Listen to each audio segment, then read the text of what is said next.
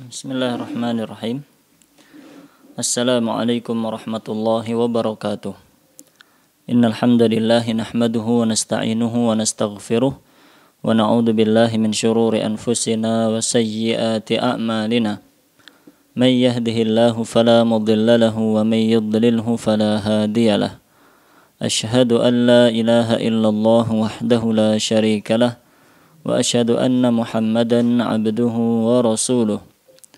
يا أيها الذين آمنوا اتقوا الله حق تقاته ولا تموتن إلا وأنتم مسلمون يا أيها الناس اتقوا ربكم الذي خلقكم من نفس واحدة وخلق منها زوجها وبث منهما رجالا كثيرا ونساء واتقوا الله الذي تساءلون به والأرحام إن الله كان عليكم رقيبا يا أيها الذين آمنوا اتقوا الله وقولوا قولا سديدا يصلح لكم أعمالكم ويغفر لكم ذنوبكم ومن يطع الله ورسوله فقد فاز فوزا عظيما أما بعد فإن أصدق الحديث كتاب الله وخير الهدي هدي محمد صلى الله عليه وسلم وشر الأمور محدثاتها فإن كل محدثة بدعة وكل بدعة ضلالة وكل ضلالة في النار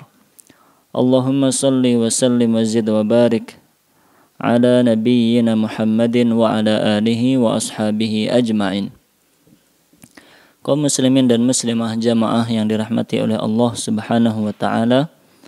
Alhamdulillah pada kesempatan pagi hari ini kita kembali diberi kekuatan oleh Allah untuk berusaha memahami ayat Al-Quran dan hadis-hadis Rasulullah sallallahu alaihi wasallam.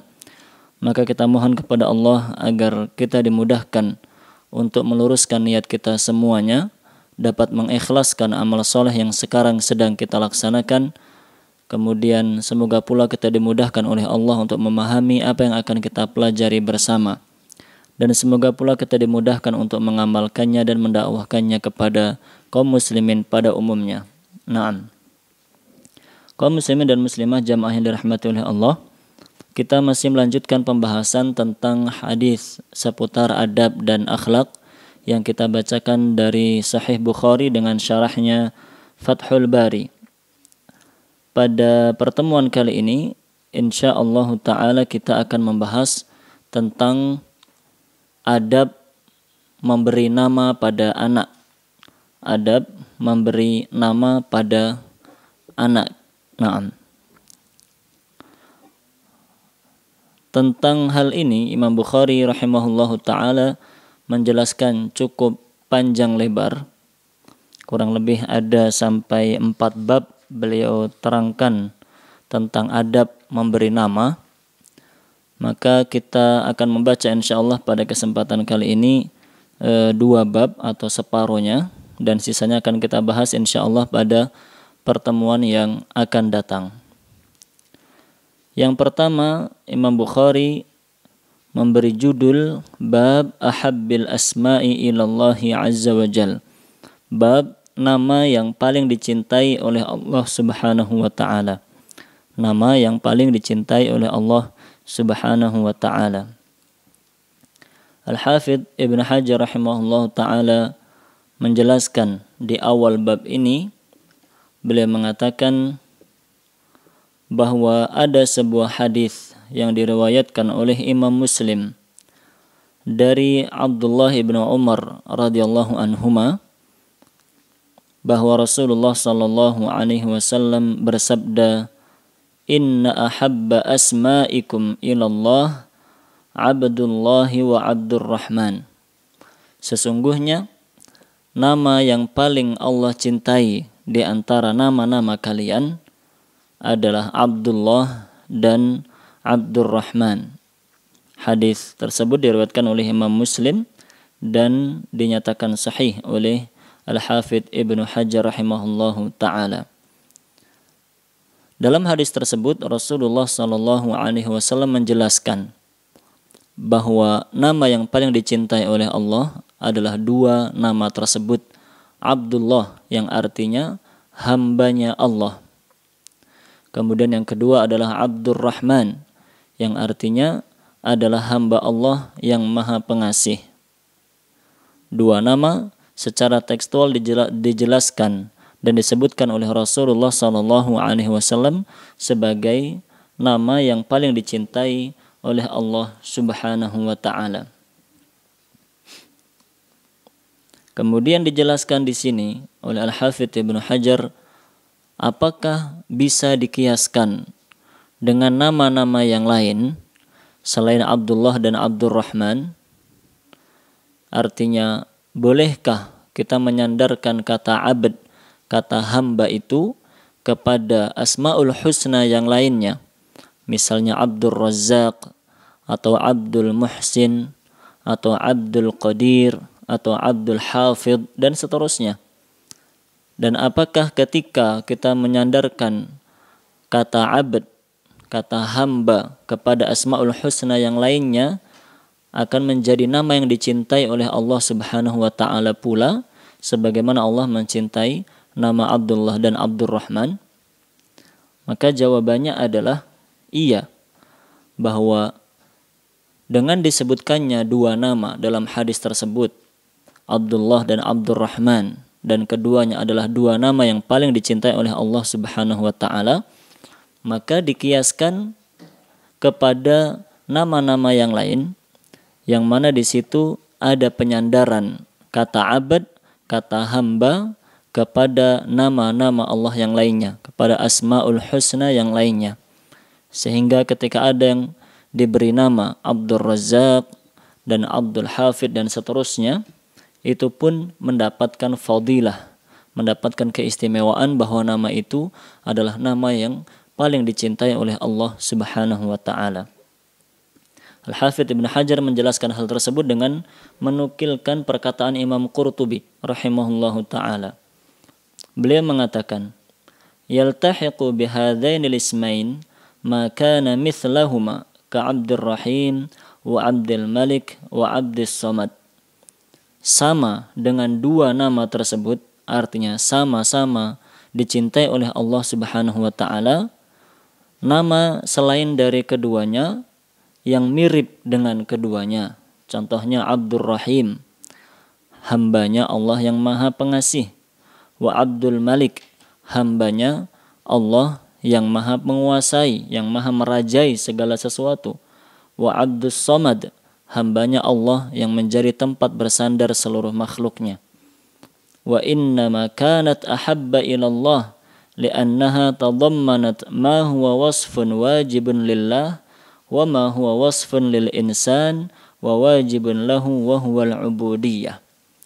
Setelah menjelaskan seperti tadi bahwa keistimewaan tersebut, fadilah tersebut berlaku bagi semua nama yang disandarkan kepada nama Allah, kemudian Al-Qurtubi rahimahullah ta'ala menjelaskan alasan kenapa nama yang disandarkan kepada Abdullah, disandarkan kepada nama Allah, itu menjadi nama yang dicintai oleh Allah Subhanahu wa taala. Beliau mengatakan nama tersebut ahabba ilallah, menjadi nama yang paling dicintai oleh Allah Subhanahu wa taala karena nama-nama tersebut mengandung sifat yang hanya dimiliki oleh Allah Subhanahu wa taala, yaitu apa? Yaitu bahwa Allah adalah zat satu-satunya, zat yang berhak untuk diibadahi. Kemudian nama itu juga mengandung wasfun lil insan, sifatnya manusia, wa wajibun lahu, yang pasti menjadi fitrahnya manusia dan menjadi keharusan manusia, wa huwal ubudiyah, yaitu keharusan untuk beribadah, untuk menghambakan diri kepada Allah Subhanahu wa taala. Nah, dalam kata Abdullah dan Abdurrahman dan yang sejenisnya, hambanya Allah, kata Imam Qurtubi ada dua hal. Hal pertama, di situ ada penjelasan bahwasanya Allah lah semata yang berhak untuk diibadahi dan dijadikan sebagai sesembahan. Kemudian yang kedua, di situ ada penjelasan bahwasanya kita sebagai manusia, kewajiban kita adalah menghambakan diri kepada Allah Subhanahu wa taala. thumma udhifal abdu ila rabbi idhafatan haqiqiyatan. Yang mana kata hamba itu disandarkan kepada Allah, hambanya Allah. Nah, secara hakikat fasaddaqat afradu hadhil asma wa syarrafat bihadha tarkib fahasalat laha hadhil fadilah. Masing-masing dari dua kata yang disandingkan tersebut, hamba dan Allah, na'am, masing-masing sesuai dengan makna aslinya. Hamba maknanya ya hamba, berkewajiban untuk taat, berkewajiban untuk beribadah. Kemudian Allah artinya adalah sesembahan, artinya adalah Tuhan, adalah ilah dan Rob kita semuanya yang berhak untuk diibadahi, tanpa ada selainnya yang berhak untuk diibadahi. Masing-masing dari dua kata tersebut, hamba dan Allah, itu sesuai dengan makna aslinya. Kemudian dua kata itu digabungkan, fasyarrafat bihadha tarkib, sehingga dengan rangkaian antara dua kata yang dipadukan tersebut, hasalat laha hadhil fadilah, sehingga makna atau sehingga nama tersebut memiliki keistimewaan yang luar biasa seperti disebutkan dalam hadis tadi. Jadi Imam Qurtubi rahimahullah ta'ala, sebagaimana dinukilkan oleh Al-Hafidz Ibnu Hajar rahimahumullah, bahwa beliau berpendapat keistimewaan itu berlaku bagi semua nama. Maka kita bisa meraih keistimewaan ini dengan menamakan anak-anak kita, cucu-cucu kita dengan nama-nama yang disandarkan kepada nama Allah Subhanahu wa ta'ala. Dan ini berlaku bagi laki-laki maupun wanita. Kalau laki-laki dalam bahasa Arab hamba, laki-laki itu adalah abdun, disandarkan kepada nama Allah menjadi Abdullah, Abdurrahman, Abdurrahim, Abdul Latif, dan seterusnya. Kalau wanita, hamba wanita dalam bahasa Arab disebut dengan amatun.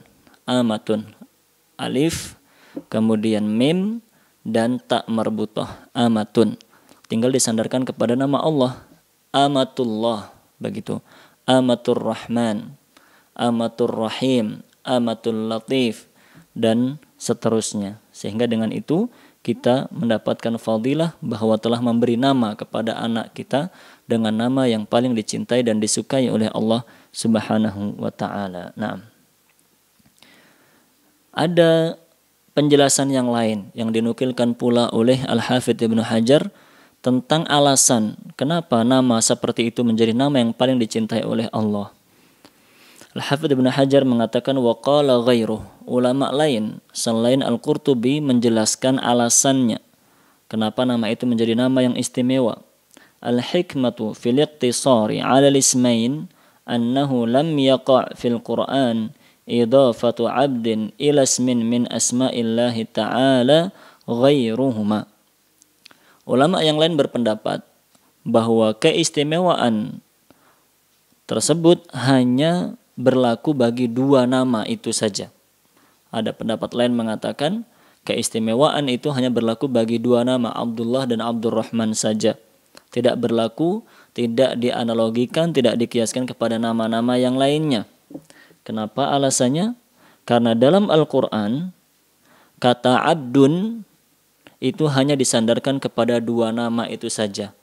Abdun disandarkan kepada Allah menjadi Abdullah, atau abdun disandarkan kepada Ar-Rahman menjadi Abdurrahman.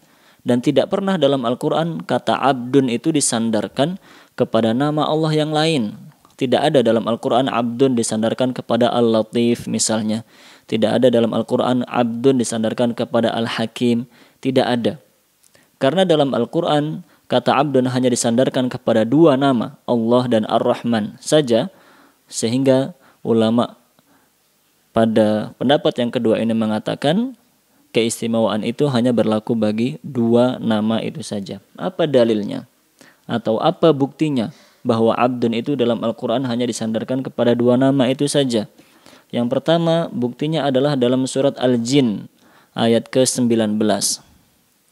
Allah Subhanahu wa ta'ala berfirman, wa annahu lamma qama abdullahi yad'uh, dan sesungguhnya ketika Abdullah, ketika hambanya Allah berdiri di masjid, di tempat ibadah, yad'u, dia berdoa kepada Allah Subhanahu wa taala. Lihat di situ abdun disandarkan kepada nama Allah, Abdullah. Naam. Kemudian dalam ayat yang lainnya, dalam surat Al-Furqan ayat ke-63, Allah Subhanahu wa taala berfirman, wa ibadur rahman, dan hamba-hamba ar-Rahman, hamba-hambanya Allah yang Maha Pengasih, alladzina yamshuna 'alal ardi hauna, adalah orang-orang yang berjalan di muka bumi dengan rendah hati, dengan tenang, dengan rendah hati. Naam. Dengan dalil dua ayat tersebut, karena abdun dalam Al-Quran hanya disandarkan kepada dua nama ini saja, maka ulama atau sebagian ulama berpendapat keistimewaan itu hanya berlaku bagi dua nama itu saja, Abdullah dan Abdurrahman. Namun wallahu a'lam, seperti yang telah dirojihkan, telah dikuatkan dan dipilih oleh Al-Hafidh Ibnu Hajar tadi, beliau cenderung memilih bahwa keistimewaan ini berlaku bagi semua nama yang disandarkan kepada nama Allah Subhanahu wa ta'ala. Wallahu a'lamu bissawab. Nah. Kemudian dalam bab ini Imam Bukhari rahimahullahu ta'ala menyebutkan satu hadis, yaitu dari Jabir bin Abdullah radhiyallahu anhu qal, beliau mengatakan, wulida li rajulin minna ghulamun fasammahul Qasim. Ada seseorang di antara kami, di antara para sahabat, yang diberi karunia seorang anak, maka orang tersebut menamai anaknya dengan Al-Qasim, dinamakan Qasim, artinya yang membagi, Qasim. Faqulna, maka kami berkata kepada sahabat tersebut, la naknika Abul Qasim wala karamatan, kami tidak akan mau memberi engkau kunyah Abul Qasim. Naam, tidak akan memberi engkau gelar atau kunyah Abul Qasim sehingga engkau merasa lebih mulia. Fa akhbaran Nabiyya sallallahu alaihi wasallam faqal, maka sahabat tersebut mengabarkan hal itu kepada Nabi sallallahu alaihi wasallam, dan beliau menjawab, beliau bersabda, sammi ibnaka Abdurrahman, namakanlah anakmu itu dengan nama Abdurrahman. Naam.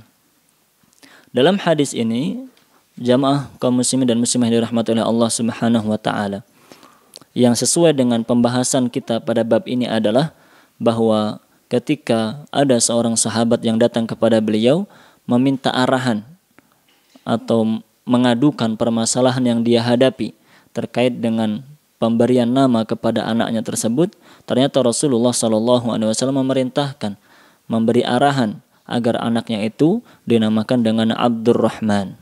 Naam. Sehingga sesuailah hadis yang kita bacakan, naam, hadis yang disebutkan oleh Imam Bukhari dalam bab ini dengan hadis yang tadi disebutkan oleh Al-Hafidh Ibnu Hajar, dan itu diriwayatkan oleh Imam Muslim, bahwa nama yang dicintai oleh Allah adalah Abdurrahman dan Abdullah. Naam.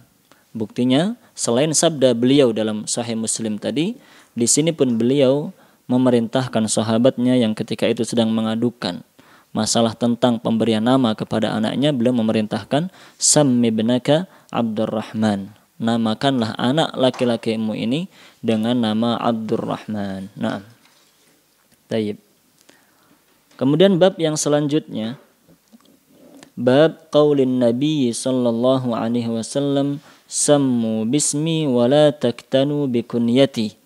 Bab selanjutnya, bab sabda Rasulullah sallallahu alaihi wasallam, sammu bismi, berilah nama dengan namaku, wala taktanu bikunyati, dan janganlah memberi kunyah dengan kunyahku. Berilah nama dengan namaku dan janganlah memberi kunyah dengan kunyahku. Kunyah itu adalah nama panggilan yang biasanya didahului dengan kata abu, ayahnya si A, atau ummu, ibunya si A. Misalnya seseorang memiliki anak bernama Ibrahim, maka ayahnya biasa dipanggil dengan Abu Ibrahim, ayahnya Ibrahim. Dan ibunya biasanya akan diberi nama panggilan atau diberi kunyah Ummu Ibrahim, ibunya Ibrahim. Lah, dalam bab ini Imam Bukhari rahimahullah ta'ala akan menyebutkan beberapa hadis terkait adab dalam memberikan nama dan memberi kunyah. Bahwa ada batasannya, ada aturannya dalam hal ini. Pertama, dalam bab ini Imam Bukhari rahimahullah ta'ala menyebutkan hadis yang disebutkan dalam bab sebelumnya tadi. Ada seorang sahabat yang diberi karunia seorang anak laki-laki, kemudian dia menamakannya dengan Al-Qasim. Namun sahabat yang lain tidak mau memberi sahabat itu panggilan dengan panggilan Abul Qasim. Kenapa? Karena Abul Qasim adalah kunyahnya Rasulullah sallallahu alaihi wasallam. Naam, nama beliau adalah Muhammad sallallahu alaihi wasallam dan kunyahnya adalah Abul Qasim. Lah, para sahabat tidak mau memanggil sahabat yang memberi nama anaknya dengan Qasim tadi, tidak mau memanggilnya dengan Abul Qasim karena akan sama, dengan demikian akan sama antara panggilannya sahabat itu dengan panggilannya Rasulullah sallallahu alaihi wasallam. Naam. Lah, riwayat lain yang disebutkan oleh Imam Bukhari tentang hadis tersebut, bahwa ketika sahabat itu mengadukan kepada Rasul sallallahu alaihi wasallam tentang masalahnya, ketika teman-temannya, ketika sahabat yang lain tidak mau memanggilnya dengan kunyah Abul Qasim, ketika hal itu diadukan kepada Rasul sallallahu alaihi wasallam, maka beliau bersabda, "Sammu bismi wa la taktanu bi kunyati." Berilah nama dengan namaku. Berilah nama dengan namaku, artinya Muhammad, dan jangan memberi kunyah dengan kunyahku, Abul Qasim. Naam.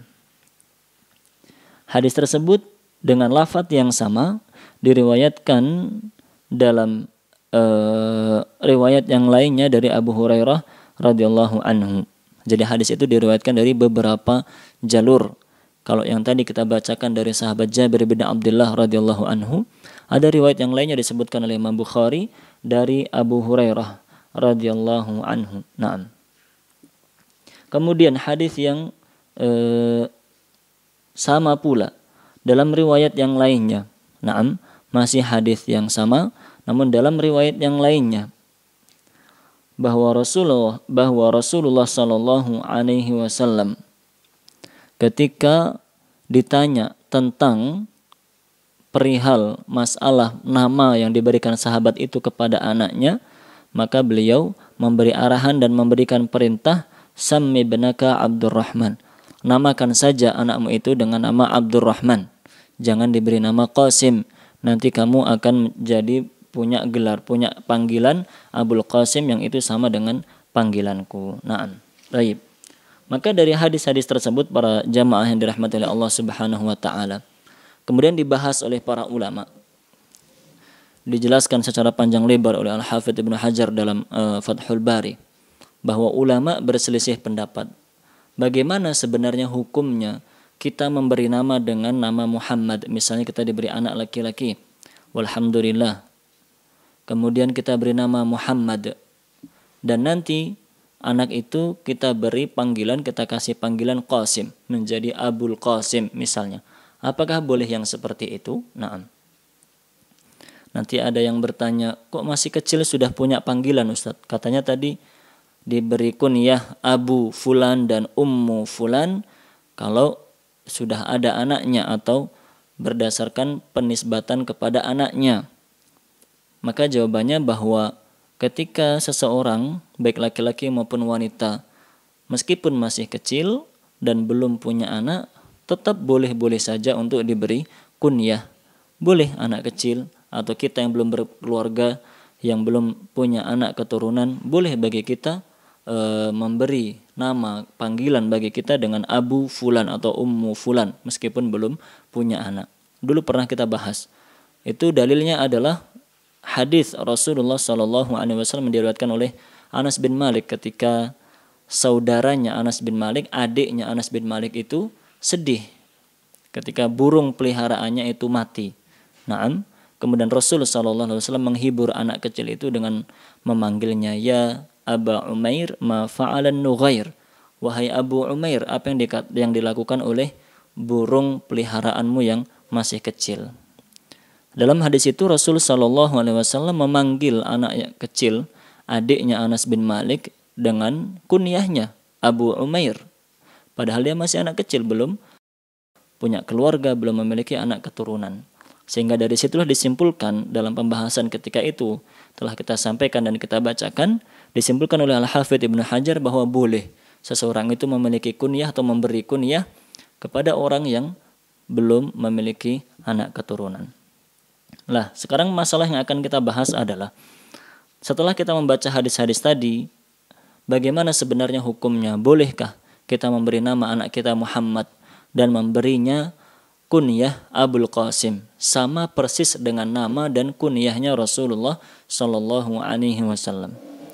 Al-Hafidz Ibnu Hajar dalam Fathul Bari menyebutkan kurang lebih dalam hal ini ada 5 pendapat.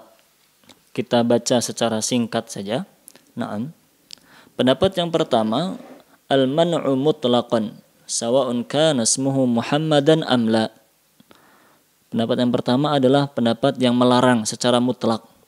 Mutlak seseorang itu tidak boleh memberi kunyah Abul Qasim. Naam, tidak boleh memberi kunyah kepada seseorang dengan kunyah Abul Qasim. Baik namanya dia Muhammad ataupun namanya bukan Muhammad. Naam, ini adalah pendapatnya Imam Syafi'i rahimahullahu ta'ala, dan ini adalah pendapat pula para ulama Dhahiriyah. Naam. Artinya begini, pendapat pertama mengatakan larangan secara mutlak, baik yang namanya Muhammad ataupun bukan Muhammad. Artinya baik bisa menimbulkan kerancuan, kesamaan antara nama dan panggilannya dia dengan nama dan panggilannya Rasulullah SAW ataupun tidak. Baik menimbulkan kesamaan ataupun kemiripan ataupun tidak, maka tetap secara mutlak itu dilarang dan tidak boleh menurut pendapat yang pertama. Apa dalilnya? Dalilnya semua hadis yang kita bacakan tadi, bahwa Rasul Shallallahu Alaihi Wasallam bersabda, sammu bismi, berilah nama dengan namaku. Berarti boleh memberi nama Muhammad kepada anak kita, boleh. Tapi wala taktanu bi kunyati, janganlah memberi kunyah dengan kunyahku. Pendapat pertama, mutlak tidak boleh memberi kunyah Abul Qasim. Naam. Kemudian yang kedua, al-jawazu mutlaqan. Pendapat yang berkebalikan, bahwa boleh secara mutlak seseorang itu memiliki kunyah Abul Qasim atau memberi kunyah Abul Qasim. Wa yakhtassun nahyu bihayatihi. Dan ulama yang berpendapat dengan pendapat kedua ini mengatakan bahwa larangan yang ada dalam hadis-hadis tersebut berlaku semasa hidupnya Rasulullah Shallallahu Alaihi Wasallam saja. Setelah beliau meninggal, maka larangan itu sudah tidak berlaku lagi. Naam, karena apa? Karena setelah beliau meninggal, ya sudah selesai risalah, sudah selesai kerasulan dan kenabian. Tidak ada lagi orang yang akan diutus menjadi nabi. Sehingga ketika ada orang yang berkunyah Abul Qasim sekalipun, maka tidak akan menimbulkan kerancuan. Naam. Pendapat yang kedua ini berdalil dengan sebuah hadis sahih riwayat Imam Bukhari dan Imam Muslim, bahwa diceritakan annahu sallallahu alaihi wasallam kana fis suq. Suatu ketika Rasul sallallahu alaihi wasallam ketika sedang berada di pasar, fasami'a rajulan yaqul ya Abul Qasim. Tiba-tiba beliau mendengar ada orang yang memanggil, wahai Abul Qasim. Faltafata ilaih. Maka Rasul sallallahu alaihi wasallam pun menoleh ke arah orang yang memanggil tersebut. Faqal, tapi dia mengatakan, lam a'nik, saya tidak bermaksud memanggilmu wahai Rasul sallallahu alaihi wasallam. Artinya, saya memanggil orang lain selainmu yang namanya atau panggilannya pun sama, yaitu Abul Qasim. Maka Rasul sallallahu alaihi wasallam bersabda, sammu bismi wala takunnu wala tukannu bikunyati. Namakanlah dengan namaku dan jangan memberi kunyah dengan kunyahku. Hadis sahih riwayat Imam Bukhari dan Imam Muslim.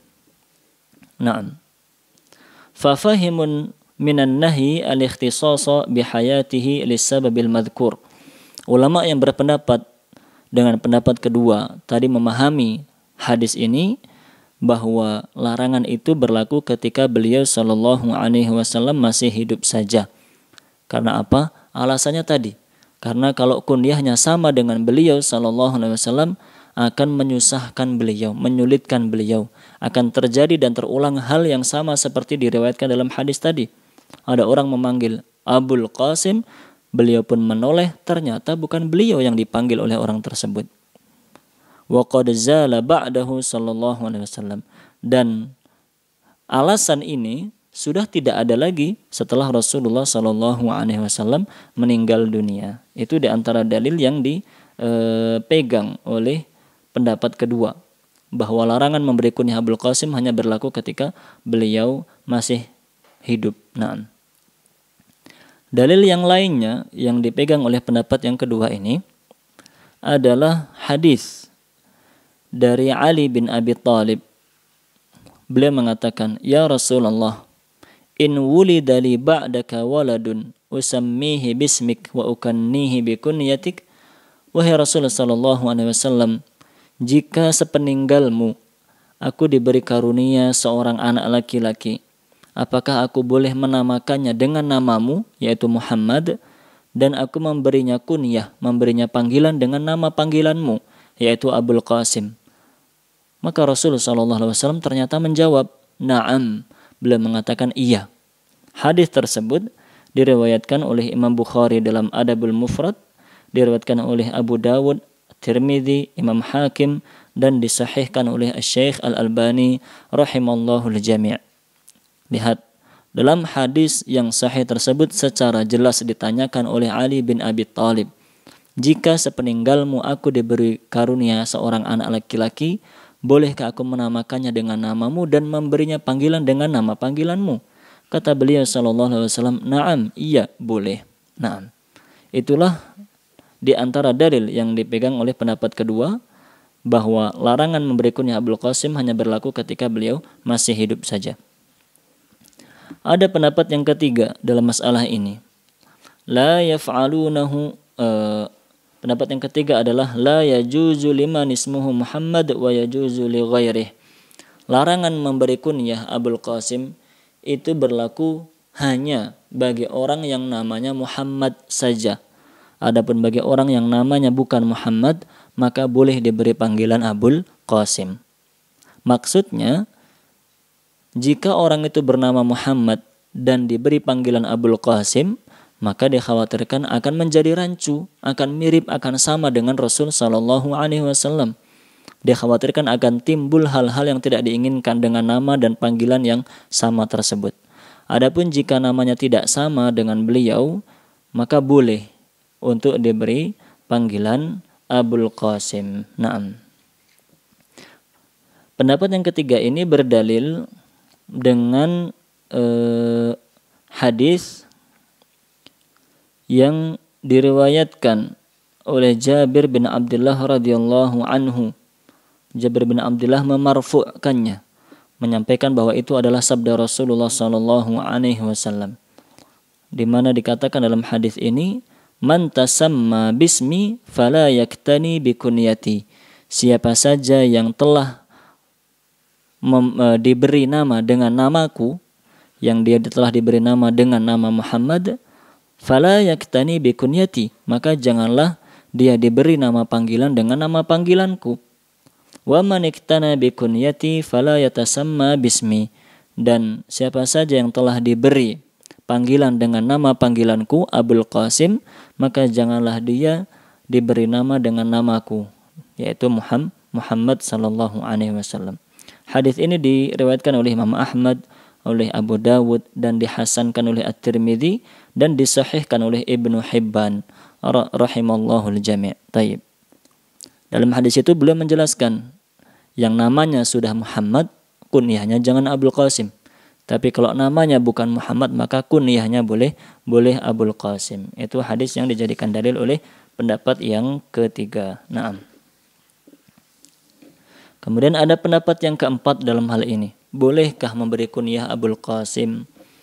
Katakan oleh Al-Hafidz Ibnu Hajar, pendapat keempat ini dinukilkan oleh Imam Tabari, yaitu al-man'u minat tasmiyati bi Muhammadin mutlaqan wa kadza takanni bi Abil Qasim mutlaqan, yaitu berpendapat tentang larangan tidak boleh memberi nama dengan nama Muhammad secara mutlak, dan tidak boleh pula memberi kunyah dengan kunyah Abul Qasim secara mutlak.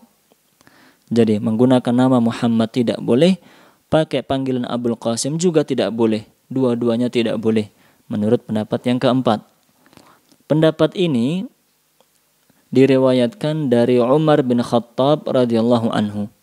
Diriwayatkan ini pernah diperintahkan dan disampaikan oleh Umar bin Khattab radhiyallahu anhu, di mana dalam sebuah riwayat, beliau mengatakan, la tusammu ahadan bismi nabiyyin. Janganlah kalian memberi nama siapapun dengan namanya Nabi sallallahu alaihi wasallam. Janganlah kalian memberi nama siapapun dengan namanya Nabi sallallahu alaihi wasallam. Di sini Umar berpendapat tidak boleh memberi nama dengan nama Muhammad. Kemudian berdasarkan dalil yang tadi kita bacakan, hadisnya Jabir dan Abu Hurairah, tidak boleh memberi panggilan Abul Qasim. Sehingga disimpulkan pendapat keempat adalah tidak boleh pakai nama Muhammad, tidak boleh pakai panggilan Abul Qasim.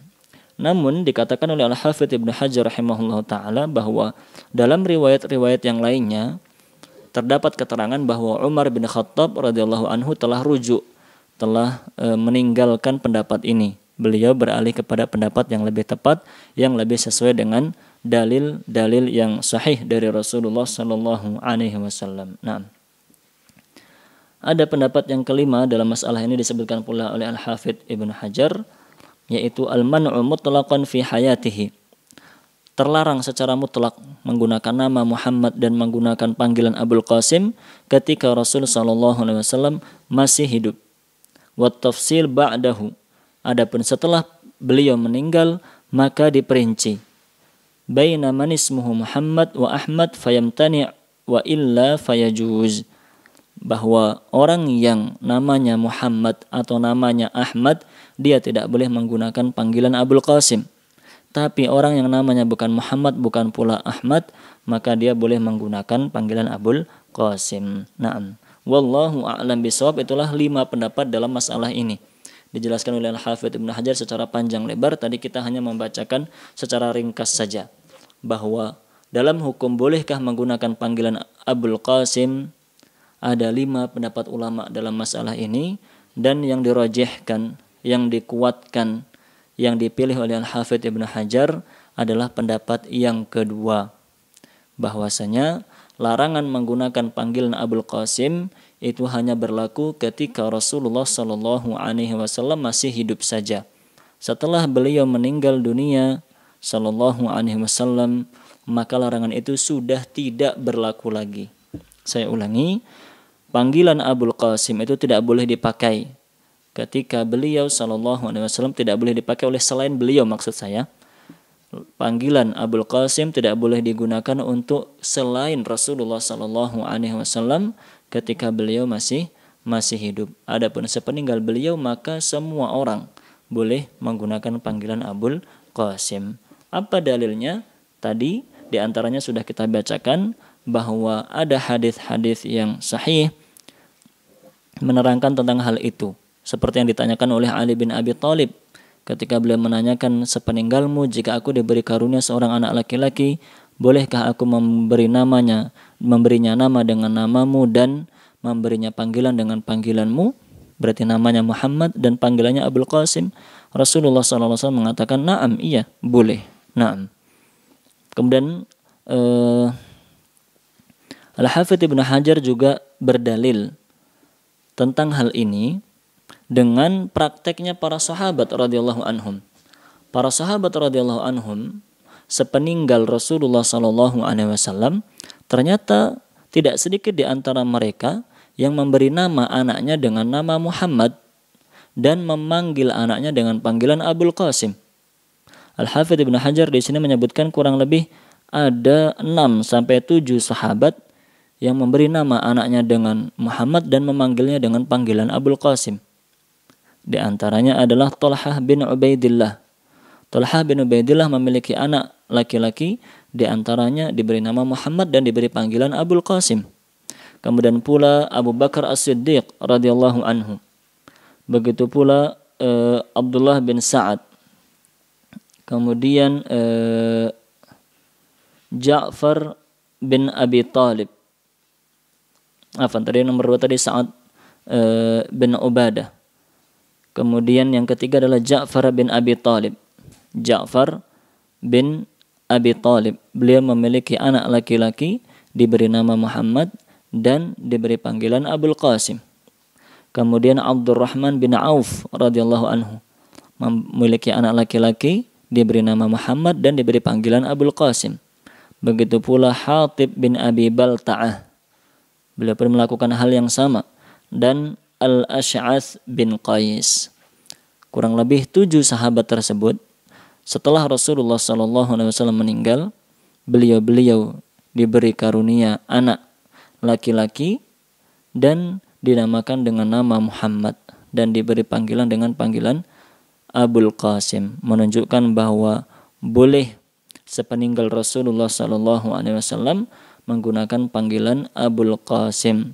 Dan Al-Hafidz Ibnu Hajar mengatakan wa bihi qala jumhurus salafi wal khalaf wa fuqahaul amsar, dan pendapat inilah yang dipakai, yang dipilih oleh mayoritas ulama salaf, ulama terdahulu, dan ulama-ulama kontemporer, ulama yang hidup pada masanya. Al-Hafidz Ibnu Hajar rahimahullah ta'ala wa fuqahaul amsar, dan ahli fiqih.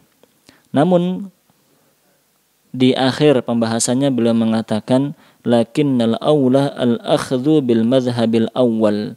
Namun jika ingin lebih selamat, lebih bagusnya lagi, maka kita memilih pendapat yang pertama, yaitu melarang secara mutlak menggunakan panggilan Abul Qasim.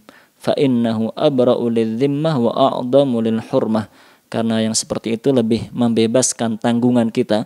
Artinya kita tidak berpotensi untuk melanggar larangan syariat. Begitu pula kita berarti berusaha menghindari semaksimal mungkin hal-hal yang dilarang dan diharamkan dalam syariat Islam. Naam, wallahu a'lamu bishawab. Demikian yang kita bahas pada kesempatan kali ini terkait dengan adab-adab memberi nama dan panggilan kepada anak kita. Intinya kita tadi membahas tentang nama yang paling dicintai oleh Allah Subhanahu wa taala adalah Abdullah dan Abdurrahman. Kemudian dijelaskan oleh Al-Hafidz Ibnu Hajar dengan menukilkan perkataan Al-Qurtubi rahimahullah bahwa keistimewaan itu berlaku bagi semua nama yang maknanya sama. Maknanya misalnya dia tidak berbunyi tidak berupa Abdullah, tapi dengan disandarkan kepada Asmaul Husna yang lainnya, Abdul Rahim, Abdul Latif, Abdul Qadir, Abdul Hakim, dan yang lain-lain. Begitu pula berlaku bagi laki-laki maupun wanita. Wanita bisa Amatullah, Amatur Rahman. Nah, adapun terkait dengan panggilan Abul Qasim, bolehkah itu digunakan untuk selain Rasulullah SAW? Yang tepat dari sekian banyak pendapat ulama adalah bahwa itu boleh digunakan sepeninggal Rasulullah Sallallahu Alaihi Wasallam. Hanya saja memang untuk lebih selamatnya tidak usah memanggil selain Rasulullah Sallallahu Alaihi Wasallam dengan panggilan Abul Qasim. Artinya anak-anak kita, cucu-cucu kita tidak usah diberi panggilan Abul Qasim. Naam, wallahu a'lamu bishawab. Baik. Pertanyaannya yang paling bawah ini ya. Yang pernah Anda dengar di masyarakat, apakah kita harus mengenal diri kita sebelum menyembah Allah? Dan jika kita tidak mengenal diri kita, maka ibadah kita akan sia-sia. Mohon penjelasannya. Nah, apa yang dimaksud dengan mengenal diri kita di situ? Maksudnya bagaimana? Tadi pertanyaannya adalah, katanya di masyarakat ada keyakinan kalau mau menyembah Allah harus mengenal diri kita terlebih dahulu. Kalau enggak mengenal kita maka ibadahnya tidak diterima oleh Allah. Apa yang dimaksud dengan mengenal diri kita dalam pertanyaan itu? jika yang dimaksud dengan mengenal diri kita adalah bahwa kita harus benar-benar meyakini dan menghayati bahwasanya kita adalah hambanya Allah. Kita itu adalah hamba yang harus taat dalam bentuk melaksanakan perintah dan menjauhi larangan. Kita diciptakan memang tugasnya untuk beribadah, bukan untuk yang selain daripada itu. Maka benar apa yang disampaikan dalam pertanyaan tersebut, bahwa kita itu harus mengetahui dan meyakini hal yang seperti itu. Kita adalah hambanya Allah, kita semuanya diatur oleh Allah, tidak memiliki apa-apa kita semuanya, karena semuanya diberi karunia dan dititipi oleh Allah Subhanahu wa ta'ala. Kemudian kita harus ingat bahwa tugas kita adalah beribadah kepada Allah Subhanahu wa ta'ala, sehingga kita harus melaksanakan perintah-perintah Allah semaksimal mungkin dan menjauhi semua larangan-larangan Allah Subhanahu wa ta'ala. Taib. Wallahu a'lam bishawab. Demikian yang kita bahas pada kesempatan kali ini. Semoga menjadi ilmu yang bermanfaat, dapat kita amalkan, dapat kita ajarkan kepada keluarga tercinta kita, sanak saudara kita dan umat Islam pada umumnya. Atas segala kekurangan mohon maaf yang sebesar-besarnya. Subhanakallahumma wa bihamdik asyhadu an la ilaha illa anta astaghfiruka wa atubu ilaik. Wa sallallahu ala nabiyyina Muhammadin wa ala alihi wa ashabihi ajma'in. Assalamualaikum warahmatullahi wabarakatuh.